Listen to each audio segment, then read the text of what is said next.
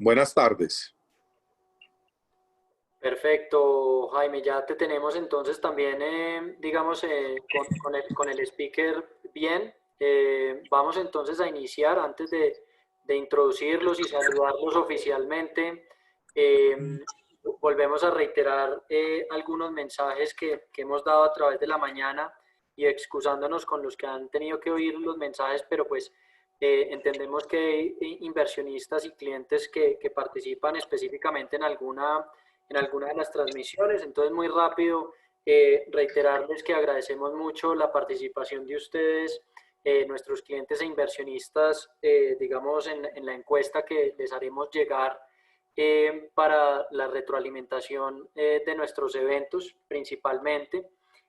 Segundo mensaje, adicionalmente, el formato del evento pues va a estar moderado en este caso por mi parte y vamos a estar conversando directamente con el banco. Si tienen algún comentario, pregunta, no usen el botón de chatear, sino más bien el botón de preguntas y respuestas. Y adicionalmente reiteramos nuevamente un poco la bienvenida a nuestra base nueva de clientes y nuestra nueva fuerza comercial proveniente de Ultraserfinco, que como todos o buena parte de, digamos, de la audiencia sabe, pues ya se completó, digamos, la transacción con Ultraserfinco y la integración a nivel interno pues ya está ocurriendo. Así que pues qué mejor que tomar nuestra nueva base de clientes y nuestra base de fuerza comercial con un evento, pues como hemos hecho a través de la mañana, un evento regional. Y finalmente, reiterar que abajo en el botón de interpretación tenemos traducción simultánea para aquellos clientes, digamos, de habla en inglés, que son importantes también para nosotros en Credit Corp Capital. Así que con eso, pues doy la bienvenida a Jaime Castañeda y a David Pedraza. En este caso, Jaime Castañeda pues es el VP o el vicepresidente de Tesorería y Negocios Internacionales. Y de otro lado pues tenemos también a David Pedraza, quien lidera todo el tema relacionado con inversionistas. Así que con eso, pues les doy la bienvenida y les pregunto inicialmente, para empezar nuestra conversación, pues, cómo ha vivido y cómo se ha preparado realmente el Banco de la Vivienda ante esta coyuntura y luego de unos meses de la coyuntura, pues, cómo está enfrentando lo que viene en adelante.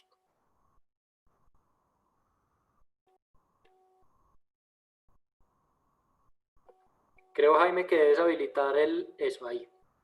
Ya, pues a ver, muchas gracias. Primero que todo, Sebastián, por la invitación.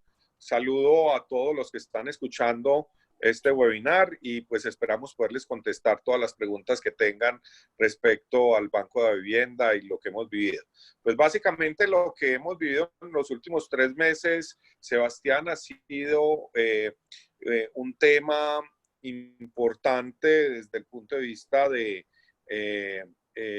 liquidez y aplazamiento en algunos casos de varios de nuestros clientes de la banca personal y comercial en cuanto a sus cuotas de crédito, lo mismo que en términos de créditos de vivienda. Eso es lo que ha vivido no solamente la vivienda, sino el sector financiero colombiano, de acuerdo a la normatividad pues, internacional, perdón, de acuerdo a la normatividad nacional, hemos logrado, digamos, aplazar o, digamos, concretar con varios clientes el aplazamiento de las cuotas de sus créditos, en su mayoría entre 3 y 6 meses, dependiendo del tipo de crédito que estemos, digamos, hablando. En términos de liquidez, hay un tema muy favorable para el Banco de la Vivienda y es que el banco no tomó la decisión de aplazar automáticamente los créditos como sí ocurrió en otras instituciones financieras,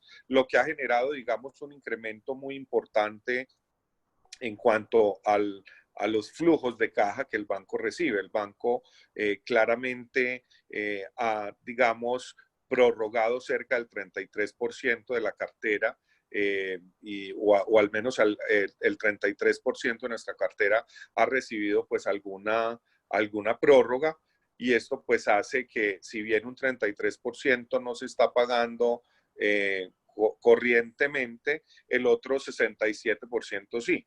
Entonces esto ha generado no solamente en el caso nuestro una liquidez sin precedentes, sino que también al sistema financiero hemos visto cómo los bancos han experimentado recaudos, digamos, netos positivos. Si uno va a mirar específicamente las ayudas que hemos generado, en el retail hemos ofrecido claramente trasladar al final del crédito hasta 6 cuotas según el tipo de producto. En tarjeta de crédito o crédito rotativo se ha redefinido el pago mínimo a 3 meses, también sin intereses, que ese es un tema muy importante. Y en la cartera comercial, pues básicamente se ha analizado caso por caso y se otorga pues básicamente periodos de gracia, renegociando las condiciones básicamente del crédito. Entonces, el banco ha sido muy consciente de la situación, ha apoyado mucho al mercado. Por otro lado, hemos participado importantemente en los desembolsos de créditos del gobierno a través del Fondo Nacional de Garantías, Bancoldes, Findeter, Finagro. Hemos hecho créditos a través del programa de nóminas, beneficiando pues claramente a muchos clientes del banco, lo que lleva a que Banco de Vivienda ha sido bastante amable en ese aspecto, si se quiere, para el desenvolvimiento durante este periodo crítico para el país. Eso te podría decir, pues, en forma como muy resumida las acciones que ha tomado el banco para el efecto. Perfecto, Jaime. Devolvámonos un poquito incluso al inicio de pronto de una conversación que usualmente se habla con una entidad financiera y partiendo por un escenario macro, de pronto enfocado en este caso en Colombia específicamente. La siguiente pregunta que quiero que toquemos, y es: se habla mucho de la pérdida de grado de inversión en Colombia, ¿sí? De pronto diferente a otros pares de la región, y en donde especialmente pues Credit Corp Capital opera, que es Perú y Chile principalmente. Sí, sí, señor. ¿Qué, qué probabilidad le das o le da el banco a que efectivamente podamos perder el grado de inversión en Colombia? Y si de alguna manera crees que eso ya está priceado en el mercado, tanto pues de deuda pública como en otros diferentes mercados que pueden tener un efecto directo de cara al negocio del banco. A ver, yo creo, Sebastián, en ese aspecto, tener un porcentaje, digamos, de probabilidad específico para que nos quiten o no el grado de inversión es muy difícil. Sin embargo, yo lo que diría es que con lo que está haciendo el gobierno en este momento, pues básicamente está comprando un poco de tiempo. Si uno mira los números macroeconómicos, nosotros estamos viendo que el impacto que puede surtir o que puede tener la crisis en el mercado colombiano es importante. Nosotros creemos que el déficit del gobierno puede llegar este año a niveles del 8,5% del déficit central del gobierno. Eso es un tema alto, nunca habíamos tenido un déficit tan amplio hace mucho rato. El otro tema es que el crecimiento económico pues muy probablemente también sea negativo para el cierre del año, lo cual pues genera, digamos, angustia importante. Sin embargo, yo diría que estamos en la mira de las calificadoras de riesgo, y dependiendo de cómo terminan las cifras este año, pues las calificadoras de riesgo van a tomar una u otra decisión. Si uno mira los resultados de Colombia, por lo menos hasta el primer trimestre del año, claramente no merecíamos una disminución del grado de inversión. No es que ahora la merezcamos, ni mucho menos, simplemente queda depender muy claramente de cómo viene el tema de la recuperación. Todo el mundo habla ya pues de la pospandemia, y la verdad yo todavía me siento en la mitad de la pandemia, todavía no hemos pasado, digamos, la página de la pandemia, lo cual genera una inquietud muy grande en términos de recuperación. Si nosotros no terminamos la cuarentena, voy a decir cualquier cosa, en el mes de agosto, y la seguimos a septiembre o octubre, pues eso va a seguir teniendo unas consecuencias nefastas en términos de crecimiento y en términos de resultados. Entonces, si esto continúa, pues claramente nos vemos abocados a una disminución del grado de inversión. Sin embargo, como tú mismo lo mencionabas, muy buena parte de los activos nuestros ya se están transando al precio de los W+, que sería el siguiente noche en el tema de grado de inversión para Colombia. Entonces, digamos que en mi opinión es más relevante poder trabajar juntos en el país para que salga adelante y que podamos generar estrategias claras de crecimiento que preocuparnos hoy en día 100% o fijarnos solamente en el grado de inversión cuando hay un montón de trabajo para realizar para que el país vuelva a retornar el crecimiento que traíamos hasta febrero de este año. Perfecto, Jaime. Y también en ese frente macro hay otra discusión actual en esa línea que mencionaba del déficit fiscal que se espera actualmente no solo por el gobierno, sino por diferentes agentes de mercado. Y es que más temprano que tarde seguramente se van a tener que pagar los costos de una situación o de una actual crisis como la que vivimos actualmente. La pregunta específica en ese frente es ¿cómo crees o cómo cree la vivienda que se puede desenvolver ese proceso en un país como el nuestro, entendiendo pues la coyuntura política, económica y social en este momento? A ver, ahí hay una cosa muy importante o una decisión muy importante que se tomó este año, que fue alejarse del cumplimiento de la regla fiscal por el lado del gobierno para el año 2020 y del año 2021. Ese es un tema que el gobierno y pues claramente las autoridades económicas deben retomar nuevamente la regla fiscal a partir del año 2022, año pues que particularmente va a ser complejo porque ese año son las próximas elecciones. Entonces, para un presidente entrante va a ser muy complicado el tener que orientar el gasto frente a toda esta situación nuevamente enmarcado dentro de los rubros y dentro de las métricas de la regla fiscal. Es decir, las proyecciones que tiene el gobierno es tener un déficit este año cercano al 8%, el año entrante cercano al 5%, y digamos que en el año 2022 debería volver nuevamente a temas de déficit fiscal mucho más bajo. Eso va a ser particularmente un inconveniente el día de mañana porque las inversiones que hace el gobierno pues van a dificultar en monto o se van a dificultar un poco hacia esos años y posiblemente la misma recuperación. Nosotros en temas de recuperación no estamos esperando una V, sin embargo, con los datos de empleo de Estados Unidos del mes de junio, donde se crearon más de 4.8 millones de empleos solamente en ese mes, guardadas las proporciones, creemos que en Colombia muchos de los establecimientos de comercio que han presentado cierres en los últimos meses, pues muy rápidamente van a poder volver a abrir una vez pase, digamos, el aislamiento o la cuarentena.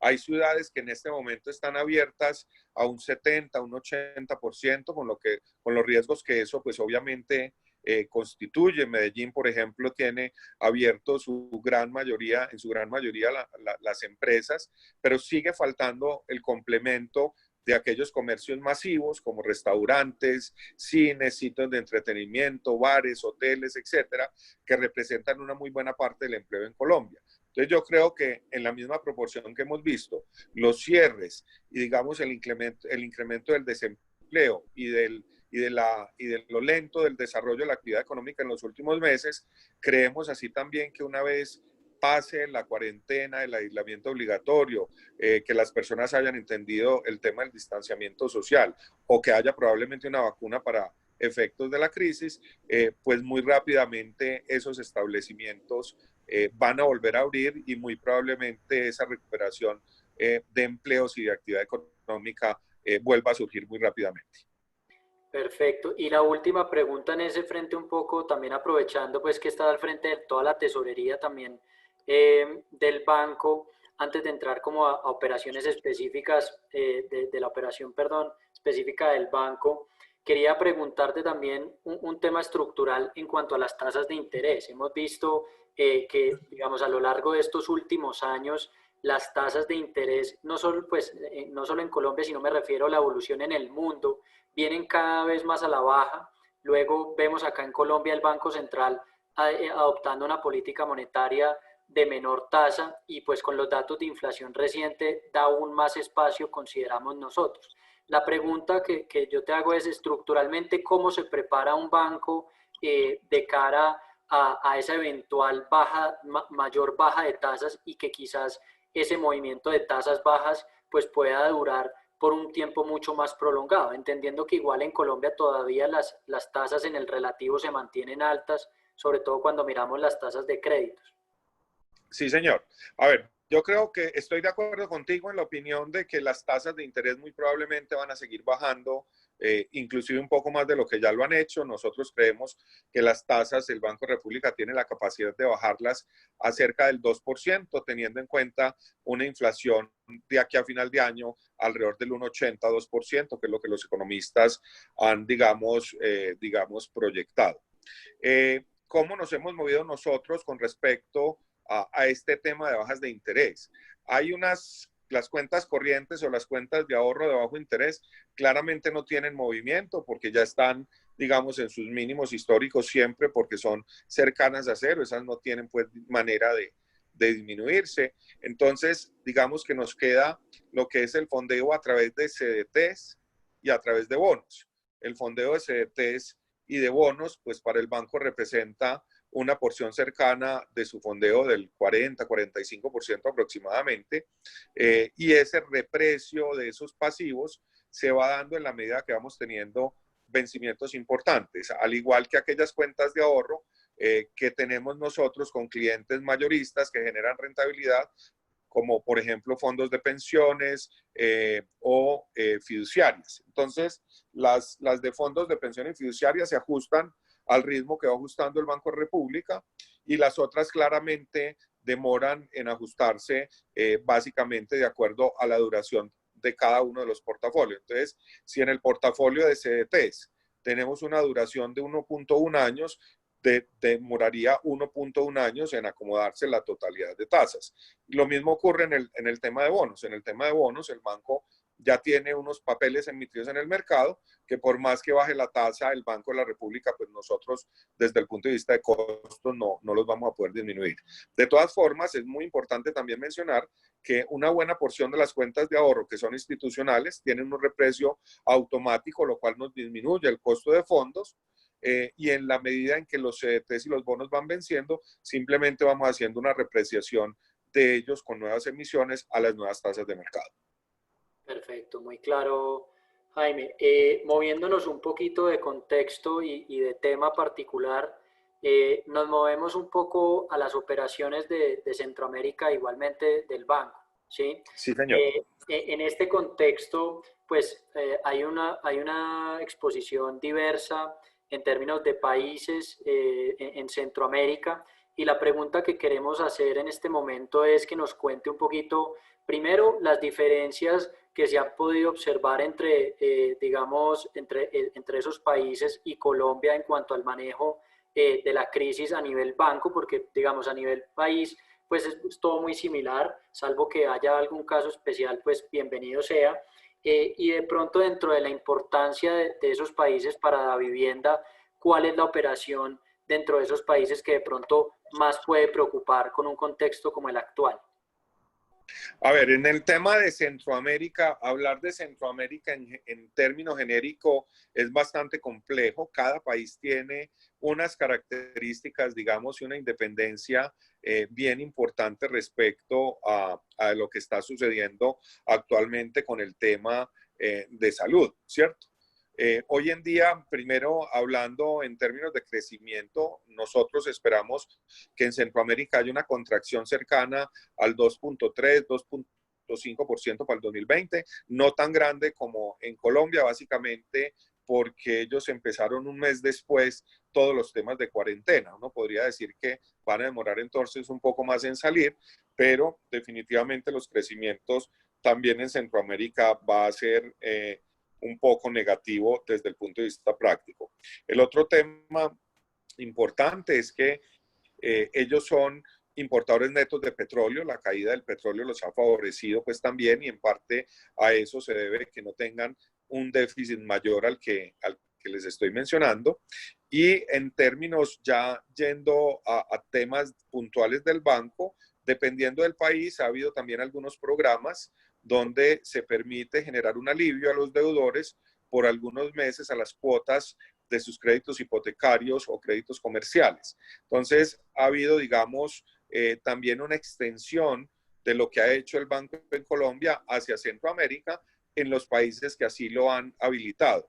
Si uno observa, por ejemplo, en Panamá no ha habido realmente mayor discusión respecto al tema. En Panamá la cartera se ha mantenido, digamos, corriente. Honduras ha sido un país muy golpeado desde el punto de vista de cuarentena. Ellos aún hoy permanecen muy en cuarentena y muy restringidos desde el punto de vista de movilidad. En Costa Rica observamos que empezaron a abrir y se tuvieron que devolver un poco. Y en Salvador, pues el presidente salvadoreño ha sido muy enfático en generar un orden social bastante importante, lo cual también ha generado, digamos, un retraso en el esparcimiento del virus o de la crisis de salud. Entonces, mirando ya todo en su conjunto, digamos que algunos países sí han tenido el alivio de mover las cuotas muy parecido a lo que tenemos en Colombia. Allá también la superintendencia bancaria de cada uno de estos países lo permitió de acuerdo a las regulaciones locales y nosotros hemos actuado en concordancia a lo que cada gobierno local ha sacado en cada uno de estos países. Perfecto, Jaime. Y frente a la operación de esos países específicamente, queremos también preguntar un poco si la liquidez y el capital de esas subsidiarias y otros vehículos offshore que pueda tener la vivienda se encuentran en niveles que los hacen sentir cómodos, qué tipo de medidas han tenido que tomar para ajustar, obviamente, pues esta situación ante la coyuntura de pandemia. Pues Sebastián, básicamente el banco por norma, no solamente por norma legal, sino por norma interna, mantiene no solamente en Colombia, sino en sus filiales extranjeras, un nivel de liquidez que puede estar fluctuando entre el 15 y el 20% del total de sus activos, precisamente para prevenir cualquier movimiento adverso de depósitos o cualquier cierre internacional, como efectivamente ocurrió entre los meses de marzo y abril. Entre los meses de marzo y abril, nosotros básicamente observamos en términos prácticos que los bancos corresponsales casi que cerraron prácticamente su operación. Ese es un tema que físicamente lo hicieron no solamente con Centroamérica, sino con todos los mercados emergentes. Y luego vimos cómo a finales de abril, principios de mayo, volvieron a abrir nuevamente las líneas, los bancos corresponsales y los intermediarios del mercado internacional y el mismo mercado de capitales. Centroamérica tiene una particularidad y es que tenemos al servicio de nuestros bancos muchas líneas, digamos, con bancos multilaterales que se han utilizado en estos últimos meses mucho más activamente que antes, claramente porque estos bancos multilaterales generan liquidez para países en desarrollo que además estén, digamos, en sectores menos favorecidos o más vulnerables en la economía. Y estos países y estos bancos cuentan con esas características, entonces hemos utilizado o hemos incrementado comparativamente frente a lo que lo utilizábamos antes, estamos utilizando un poco más estos bancos multilaterales. A hoy te digo que el mercado financiero centroamericano está funcionando sin ningún inconveniente, con unos niveles muy importantes en temas de liquidez. Por mencionarte, en su conjunto el grupo hoy puede tener fácilmente disponibles en términos de liquidez cerca de 3 billones de dólares aproximadamente, 2 billones, 2.5 billones de dólares a hoy en temas actualizados de liquidez disponible. Entonces no tenemos ningún atranque de liquidez en ningún país y como te digo, siempre tratamos de mantener una holgura sobre nuestros activos como activo líquido cercana al 15% y esta vez tenemos en algunas partes hasta el 20% de activos líquidos. Excelente. Moviéndonos un poquito nuevamente en términos de estrategia del banco enfocada como un poco en el frente de loan mix o en el frente de la diversificación de cartera. Obviamente la estrategia, o pues no obviamente, pero la estrategia de la vivienda prepandemia venía siendo, digamos, muy clara, teniendo una aceleración fuerte en lo que tiene que ver con consumo, con una historia espectacular que venían haciendo, que enseguida la tocamos más adelante con el proceso de transformación digital, pero de alguna manera esto en una nueva realidad de pandemia y pues una situación macroeconómica totalmente diferente puede alterar los planes de manera significativa. Entonces la pregunta que nosotros acá te planteamos, Jaime, es cómo ajustar esa estrategia en medio de esta pandemia y qué podemos esperar en adelante de los diferentes segmentos, empezando pues obviamente con ese capítulo de consumo pues que venía siendo tan marcado sobre todo en los últimos trimestres o meses. A ver, ¿qué estamos observando hoy, Sebastián, en términos prácticos de la cartera? Realmente el mayor bache de cartera, digámoslo así, bache en el entendido de disminuir la velocidad del crecimiento de algunas líneas de cartera, se presentó entre finales de abril y principios de mayo. Si uno observa los datos de junio, junio nos da una esperanza importante en, digamos, en observar crecimientos no muy importantes, pero crecimientos finalmente en la cartera comercial y crecimientos más normalizados de la cartera hipotecaria.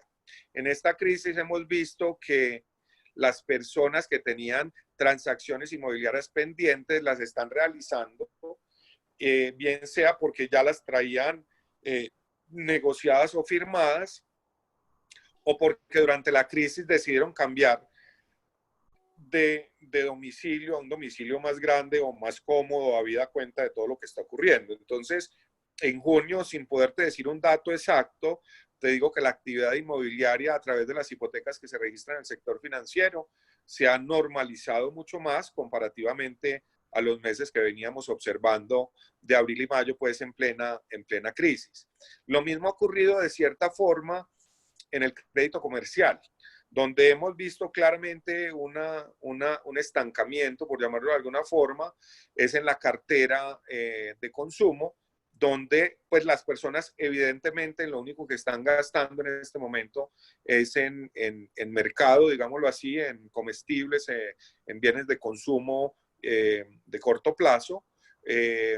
Estamos viendo cómo vehículos empieza a despegar poco a poco nuevamente. Las personas, para no tomar transporte público, están comprando vehículos, digamos, de baja gama, y eso ha generado también un incremento importante en los créditos de vehículo, pero definitivamente con la pérdida de empleo, con el incremento del nivel de desempleo, mejor, claramente la banca de personas o la banca de consumo empieza a expresar, digamos, un riesgo un poco mayor, que de acuerdo a eso también estamos mirando un poco, sobre todo la evolución en este segundo semestre, de cómo evoluciona la parte de cartera vencida, las provisiones que tenga que realizar el banco por esta cartera para definir nuestra nueva estrategia comercial en términos de consumo. Perfecto, Jaime. También en ese mismo punto, algo similar, pero al mismo tiempo, pues otra pregunta diferente, es que durante muchos años, durante los últimos años, yo diría que en Colombia digamos, se ha presentado el inconveniente de que estamos muy concentrados en nuestra canasta exportadora o en nuestra canasta, y la necesidad de diversificar un poco más digamos, sí, nuestra canasta exportadora como tal.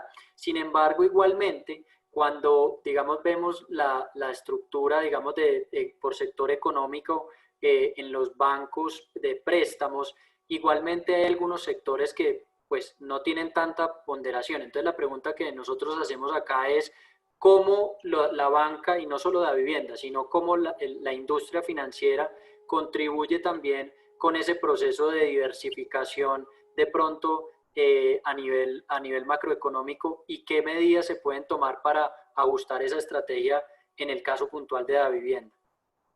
A ver, Sebastián, hay un tema importante para mencionar, y es que si bien en los datos de cartera de crédito, los datos para exportación e importación son bajos, también se debe al ciclo que demora una exportación o una importación en el país y la forma en cómo el exportador o el importador financia esa exportación o esa importación. Me explico. Un cafetero, por ejemplo, un cafetero entre la cosecha, la colocada en puerto de sus sacos de café y la llevada hacia el exterior, demora aproximadamente 1 mes y medio, 2 meses. Entonces, un exportador lo normal que hace es pedir una financiación por 90 días o 180 días e inmediatamente tiene el dinero correspondiente, prepaga la obligación. Entonces hay una rotación muy grande de los capitales que actualmente el sistema financiero, digamos, tiene con respecto a exportadores e importadores. Ese capital de trabajo rota varias veces en el año y muchas veces no alcanza a quedar consignado como una facilidad de crédito dentro de las carteras bancarias. Si uno observa hoy en día la participación de mercado en comercio internacional, tú vas a observar que Davivienda es el primer banco financiador en moneda extranjera para clientes colombianos. La cartera del banco hoy en día en moneda extranjera vale alrededor de los 1.750 millones de dólares. El segundo participante está con alrededor de 1.300 millones y de ahí para abajo el resto de bancos. Lo que nosotros estamos haciendo en una muy buena porción de esa cartera es utilizando esa cartera como un capital de trabajo rotativo para exportadores e importadores, que si uno va a mirar los datos de esa cartera, pareciera que permanece estable a través del tiempo, pero rota muchas veces en el año. Entonces, a pesar de mantenerse estable a través del tiempo, es una facilidad de crédito que siempre está abierta para que el importador o el importador financie su proceso de exportación o de importación activamente. Hoy en día los bancos contamos con muchas líneas disponibles en forma permanente y tenemos una red de bancos corresponsales que permanentemente nos financian y que nos permiten otorgar créditos en moneda extranjera para aquellos clientes que necesitan estar interactuando con el exterior. Entonces, hoy en día no falta, digamos, las líneas y los exportadores y los importadores pueden estar tranquilos que hay suficientes líneas, no solamente de trade, sino de capital de trabajo dentro del sistema financiero colombiano. Muy bien, muy bien. Vámonos, si me permite, doctor Jaime, a directo un capítulo de mucho interés, que es el tema de riesgo de crédito, que nosotros y en general el mercado, pues ciertamente ha estado muy atento frente a esta coyuntura. Y acá le quería preguntar por algunos avances en lo que tiene que ver con los alivios que ha hecho el banco. Y también le quería preguntar inicialmente en este capítulo cómo reciben y qué medidas van a tomar frente a la circular 022, pues que recientemente la Super anunciaba y hoy nos comentaba también en la mañana. Perfecto. Le voy a ceder la palabra a David Pedraza, que tiene información un poco más profunda de la que yo tengo, Sebastián. David, adelante. Perfecto. Gracias, Jaime.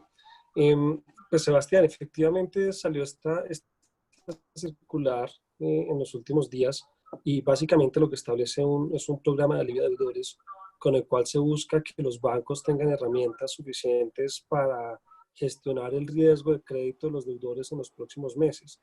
Recordemos que teníamos vigentes unas cartas circulares que ponían unas disposiciones, unas facilidades para que los bancos pudieran ofrecer prórrogas a los clientes y que estas normas estaban vigentes en realidad hasta el 30 de junio, ahora quedaron extendidas hasta el 31 de julio, y básicamente lo que pone la nueva norma de presente, pues si bien trabaja como en varios frentes, el primero está relacionado con poder clasificar a los deudores en 3 categorías, para que entre el 1 de agosto y el 31 de diciembre del 2020 se les pueda ofrecer a estos deudores algunos mecanismos o formas de reestructurar sus deudas y de que podamos, digamos, de alguna manera tener como una solución definitiva para que los clientes puedan hacer frente a las obligaciones que tienen con los bancos. Básicamente se clasifican 3 categorías: a aquellos clientes que tienen buena capacidad de pago y pueden continuar pagando sin dificultades, aquellos clientes que a pesar de tener dificultades tienen una, digamos, adecuada aproximación a poder reorganizar sus deudas con facilidad, y una tercera categoría que son clientes con mayor dificultad. Nosotros tenemos hasta el 31 de julio para notificarle a la superfinanciera cómo va a ser la implementación de este programa digamos, hay que hacer una serie de definiciones acerca de cómo se va a trabajar cada uno de los frentes. Es importante notar que el programa pide que las entidades definan o establezcan mecanismos, llamémoslo si quieren, personalizados, en donde ya sea que los clientes se contacten directamente con el banco o eh, que se autogestionen, digamos que tengan una conversación uno a uno o que tengan mecanismos de autogestión para poder entender muy bien cómo quedan sus nuevas condiciones. Hay dos premisas importantes de cara a los programas, y es que lo primero que se tiene que garantizar es que no se puede aumentar el valor de la cuota que los clientes están pagando, y lo segundo, que es importante que los clientes en general no se les haga un cobro de intereses sobre intereses. Son cosas que solicita mucho la norma. También hace una salvedad importante con no cobrar intereses sobre gastos normales de los créditos como cuotas de manejo y seguros. Esta situación, por supuesto, pues pone al banco en una situación en la que va a tener que ofrecer algunas posiblemente extensiones de plazo y reducciones de las cuotas que vamos a recibir de los clientes sin poder aumentar la tasa de interés, que es otra de las condiciones importantes del programa, y lo cual, pues por supuesto, al final del día, pues va a tener algunas implicaciones en el margen financiero en la medida en que es más plazo, pero no se aumenta la tasa, y por el otro lado, sí tendremos que gestionar el fondeo pues de toda esta cartera en función de lo que se acuerde. La ventaja es que, digamos, los bancos tienen mucha autonomía para definir qué clientes admiten y no admiten en el programa. Sí va a tener unos impactos adicionales, por ejemplo, en temas de provisiones, si lo vemos desde la norma local colombiana, ¿no? Porque recordemos que esto es algo que aplica únicamente a nivel Colombia, va a tener unas implicaciones en términos de constituir provisiones, por ejemplo, para los intereses causados no cobrados, que es todo lo que se ha venido causando en estos días o en estos meses y que se pensaba cobrar al final de la vida del crédito. Va a tener algunas implicaciones también en crear algunas constituciones adicionales de provisiones en términos de provisiones contracíclicas o procíclicas, más bien en este caso, y eventualmente hacer el uso de provisiones contracíclicas para no afectar significativamente los PIGs. Y hay un tema también, digamos, importante de que debe hacerse un buen esquema de protección al consumidor, en donde la comunicación sea muy clara hacia el consumidor, se le explique muy bien cómo puede acceder a estos diferentes beneficios y que haya canales muy claros y comunicaciones adecuadas para que ellos entiendan qué es lo que efectivamente va a pasar con cada uno de ellos. Eso como digamos como un gran abrebocas al tema. Perfecto, David. Y le pregunto algo, por fuentes públicas, digamos, vimos recientemente que el presidente Efraín Forero mencionaba dos temas que llamaban mucho la atención, y era que la vivienda de pronto no iba a otorgar muchos más periodos de gracia, y por otro lado también mencionaba el doctor Forero que eventualmente pues el deterioro de cartera vencida podría promediar, pues, de pasar de 3% en promedio más hacia un 7%. Hoy conversábamos con la Super, y pues igualmente en prensa se ha visto que digamos el regulador incluso anticipa tasas de doble dígito en cartera vencida. Entonces, quería, digamos, preguntarle por esos dos temas específicamente en cuanto a calidad de cartera se refiere. Sí, Sebastián, el tema con las prórrogas es que no necesariamente es conveniente continuar haciendo periodos de gracia, sino por el contrario puede llegar a ser más conveniente empezar a pensar en formas de empezar a generar cierto recaudo, cierto nivel de recaudo, o al menos empezar a generar cierto nivel de flujo en lo que pueda ser los intereses, de cara a que pues, los clientes también pues, sean muy conscientes que tienen una obligación que tienen que devolver, que tienen que pagar. Es un tema que se está analizando al interior del banco y como decía el doctor Ferrero, es probable que ese sea el camino que se tome. Sin embargo, pues es algo que se está analizando y definiendo. Como les decía, hasta el 31 de julio tenemos para estructurar todo el plan correspondiente y pues obviamente ya en su momento será pues toda la divulgación de finalmente a qué acuerdo se ha llegado. En el tema de la cartera, pues sí es cierto que eh, pues todavía tenemos que esperar un tiempo para poder ver en qué momento se empieza a dar esa presión en los números de calidad de cartera, que seguramente pase más hacia finales de año, inicio del próximo, pero uno sí debería empezar a ver unos mayores niveles de deterioro. Vimos que cerca de un 35% del total del portafolio consolidado se acogió a algún tipo de prórrogas. Por supuesto, no todos van a tener dificultades y de hecho hemos visto clientes que aún a pesar de tener la prórroga han preferido empezar a pagar. Y va a ser este programa de alivio de deudores con estos niveles, con las 3 categorías de definición e incluso aquellos clientes que por alguna razón no sean admisibles, los que van a terminar al final generando presión sobre el indicador de calidad. El programa de alivio de deudores no aplica para todo el mundo. El banco puede definir criterios para aceptar que alguien entre al programa o no.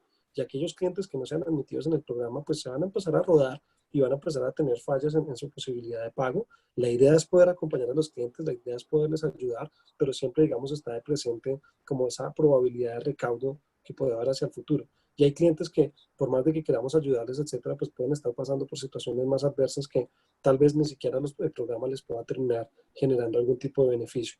Es algo que tendremos que ver y esperar a ver cómo evoluciona, pero sí es posible que o sea, y definitivamente los niveles de calidad de cartera van a aumentar y es probable, digamos, que uno hablara de que los niveles aumenten a los números que mencionaba el doctor Forero.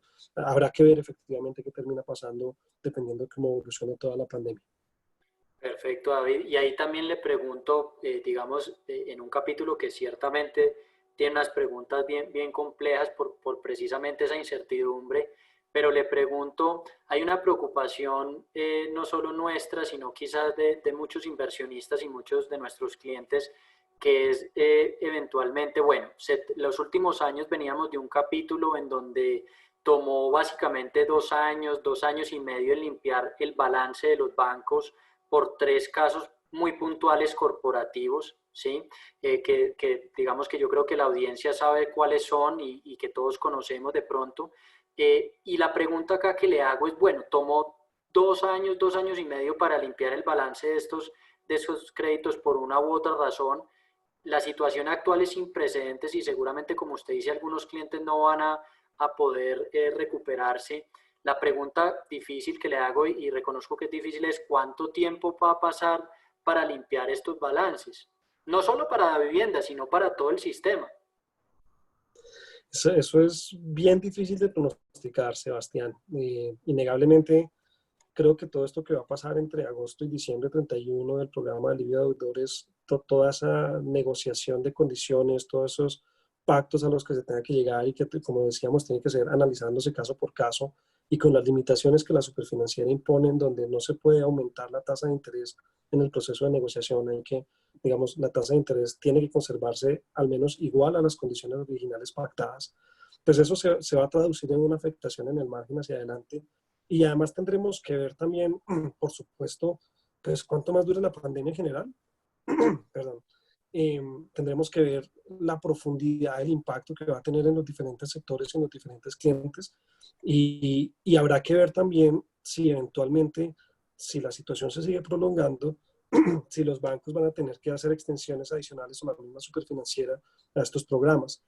Entonces, verdaderamente es muy apresurado y todavía sigue siendo muy temprano en el dolor, digamos, que estamos pasando como para poder anticipar cuánto tiempo pueda tomar para recuperarse. Va a depender mucho de la recuperación de la economía. Ustedes pues conocen perfectamente los diferentes escenarios que se barajan entre una recuperación en V y una recuperación en W. Eso pues va a ayudar de cierta manera. Veíamos los resultados del indicador PMI para Colombia en niveles del 57.4 a corte de junio, que es una recuperación bastante importante, es el nivel más alto desde mayo del 2011, pero pues faltará ver también si hay que volver a cerrar, si hay que volver a hacer cuarentenas, si hay rebrotes, etcétera, con lo cual pues es muy difícil estimarlo, pero yo esperaría, y esto digamos como mi opinión personal, que puede tomar un par de años antes de que podamos ver al sistema financiero en niveles como se veían antes. Pero de nuevo, pues supremamente especulativo y puede que inclusive tome más y haya unos impactos estructurales de fondo dadas las limitaciones de lo que se puede renegociar con los clientes. Perfecto, David. Cambiando un poquito de tema, le quiero preguntar por una historia de éxito, literalmente, no solo en Colombia, sino en la región, por lo menos nuestra, que cubrimos, que es andina, y es el tema de DaviPlata. El tema de DaviPlata y todo el tema de transformación digamos, de la vivienda, la verdad es que ha sido espectacular. Y acá lo que le pregunto es cómo han visto la evolución, digamos, en términos de clientes, qué iniciativas nuevas están impulsando. De pronto el crédito a través de, digamos, de plataformas móviles, pues se ha frenado un poco, pues precisamente por el tema de riesgo. Pero pues, ¿qué nos puede contar en este capítulo de transformación, David Plata?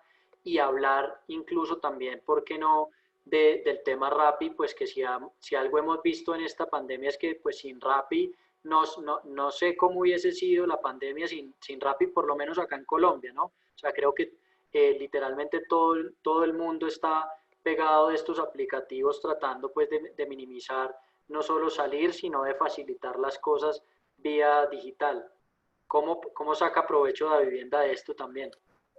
Pues es una excelente pregunta, Sebastián, y como usted bien lo decía, el banco ha venido haciendo un proceso de transformación digital ya de varios años que afortunadamente nos ha dado muy buenos resultados y hemos consolidado, no solo en el banco, sino en el Grupo Bolívar, se ha consolidado todo un esquema de innovación organizacional que es absolutamente transversal, que trasciende más allá de la misma área exclusiva de innovación o las áreas de tecnología, sino que en realidad trasciende a todo el mundo.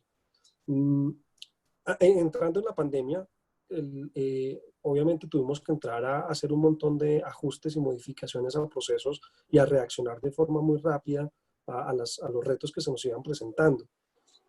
Fue tal el nivel, digamos, de reacción y adaptación que tuvimos que el Grupo Bolívar decidió impulsar una iniciativa de reconocimiento de los logros de innovación que la pandemia nos había traído. Hemos tenido una serie de charlas entre los presidentes de las compañías y expertos internacionales, inclusive liderada por los mismos presidentes de las compañías y del grupo, en donde se han tenido conversatorios abiertos a toda la organización, tratando de demostrar cómo uno puede apalancarse en las situaciones de crisis para realizar innovaciones y para realizar o aprovechar las oportunidades de cara a ver cómo se pueden lograr mejores cosas en el resultado del negocio a pesar de las dificultades que ya mencionábamos en el tema estructural. Dicho esto, hemos tenido resultados muy positivos, como por ejemplo pudimos habilitar una línea de desembolso para los clientes que eran independientes, para que ellos pudieran acceder a los recursos garantizados por el Fondo Nacional de Garantías. Nos tomó más o menos unos 10 días habilitar esta línea a través del celular. Esto fue algo en donde básicamente tomamos el activo digital que teníamos para los créditos móviles, les hicimos un par de ajustes, conexión con algunas bases de datos y lo que les decimos, 10, 12 días el producto ya estaba al aire y eso nos ha llevado a que hoy en día de los montos desembolsados en esa línea por el gobierno, que son cerca de 260.000 millones de pesos tal vez, nosotros tenemos el 93% de esos recursos que han sido desembolsados con una garantía del 80%. Ese, digamos, es uno de los casos importantes. David Plata pues ha tenido una evolución impresionante. De hecho, ustedes ven en la gráfica a cifras del cierre de mayo, estábamos en 8.9 millones de clientes, pero la semana pasada, miércoles más o menos, estuvimos anunciándole al mercado que ya hemos llegado a 10 millones de clientes en David Plata.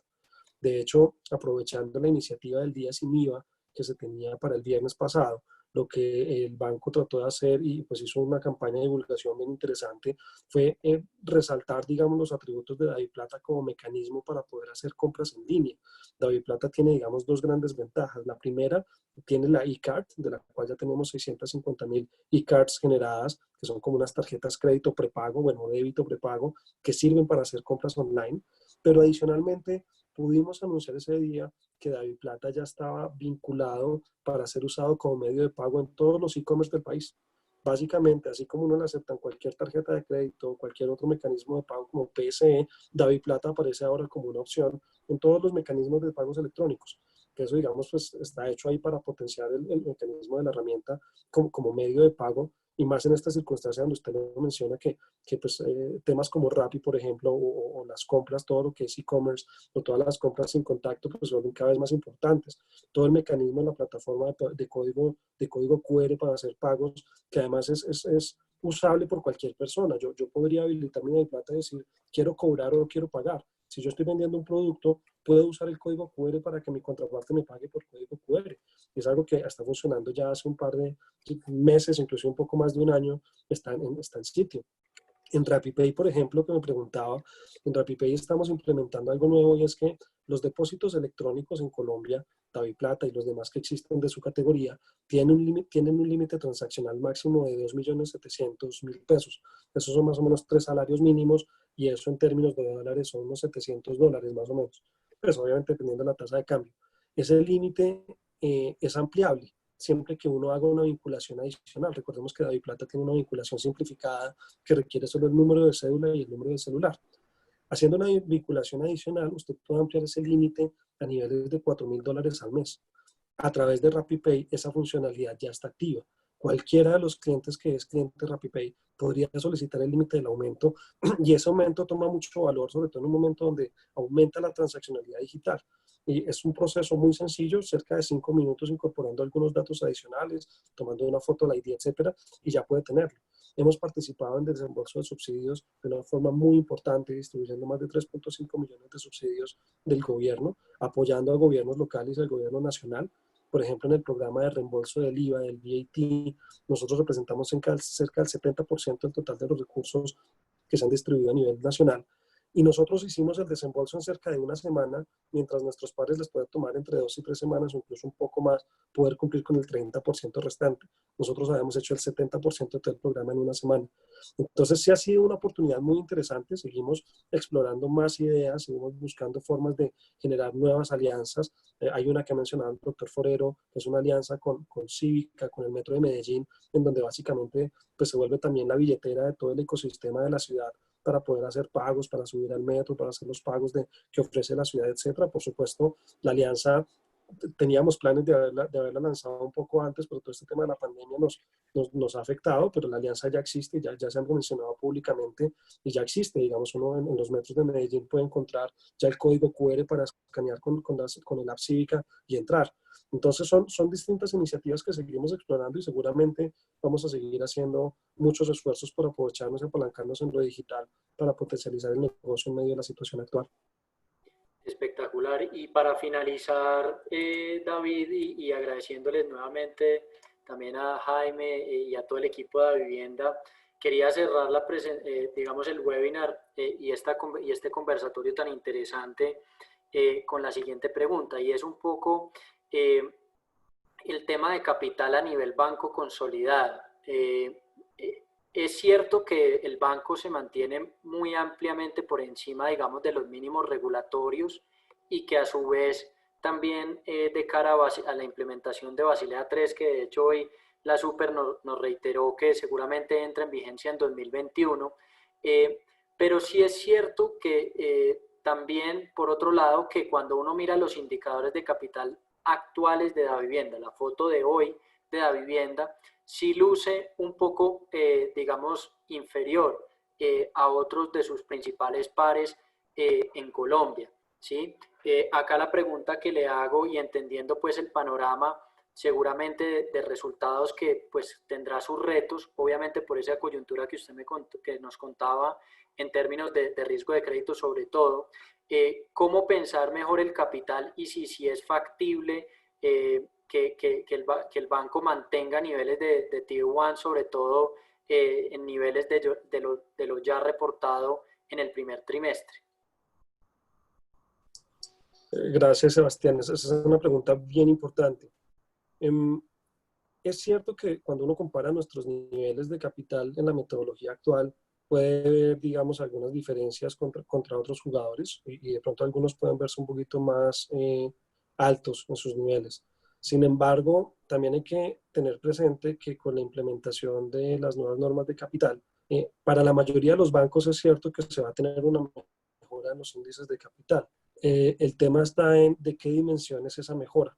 Obviamente habrá que esperar a ver cómo, pues cuando ya todos estemos publicando, finalmente ver qué beneficios nos generó a cada uno, dadas las realidades de cada uno de los negocios. Pero en el caso nuestro, nosotros teníamos unas estimaciones pues, a marzo de que el impacto de la implementación de la nueva normativa sería de cerca de 130 a 180 puntos básicos sobre los niveles actuales. Es decir, que este 8.08, 8.1 si queremos, estaríamos hablando de un 9.4 a un 9.9% de Tier 1. Y estamos hablando de Common Equity Tier 1, esto es capital primario puro y duro.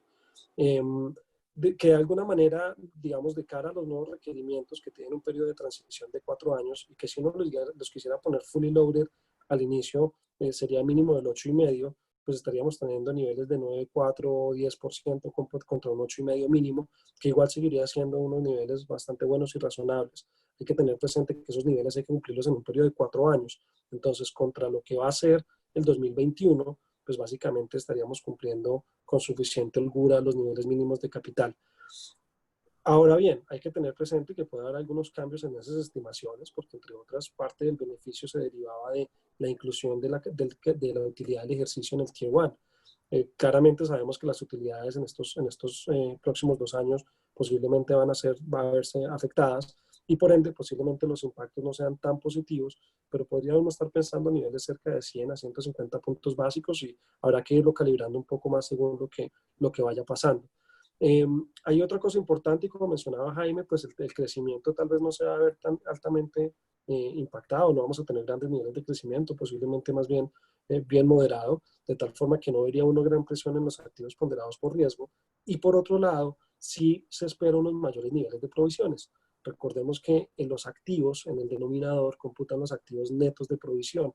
Si yo no crezco el saldo, pero por otro lado aumento los niveles de provisiones, lo que va a tener es un denominador más pequeño, lo cual nos debería ayudar a compensar las presiones de capital, al menos en los próximos 2 años. Dicho esto, si no cambiáramos de norma, podría uno pensar o debería uno esperar que los niveles de capital se mantengan relativamente constantes, dado que no hay mucho crecimiento. Con el cambio de capital posiblemente hay un incremento, con el cambio de norma hay un incremento, y no debería uno esperar unas mayores presiones, dado el crecimiento del activo, porque no se ve mayor crecimiento en el corto plazo.